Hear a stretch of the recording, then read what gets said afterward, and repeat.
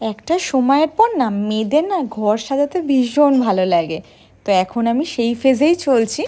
আমার না এখন বেসিক্যালি রান্নাঘরের জিনিস, ঘরের টুকটাক জিনিস, গাছ এসব ভীষণ ভাল লাগে। তাই আজকে সকালেই ওকে বলে রেখেছিলাম বিকেলে আমায় গাছ কিনতে নিয়ে যাবে। তার আগে এখানে আমি রান্না করলাম পুঁই শাক দিয়ে ইলিশ মাছের মাথা দিয়ে।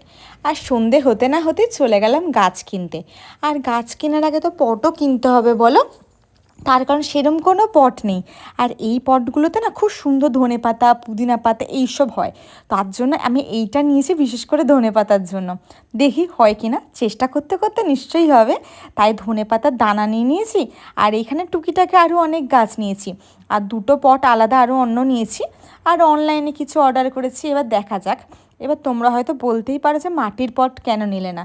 যেন 3টে মাটির পট কিনেছিলাম, একটা এমনি একটু টোকা লেগে পড়ে গিয়ে পুরো ভেঙে গেল। ভারী দুঃখ লেগেছে তারপর। তাই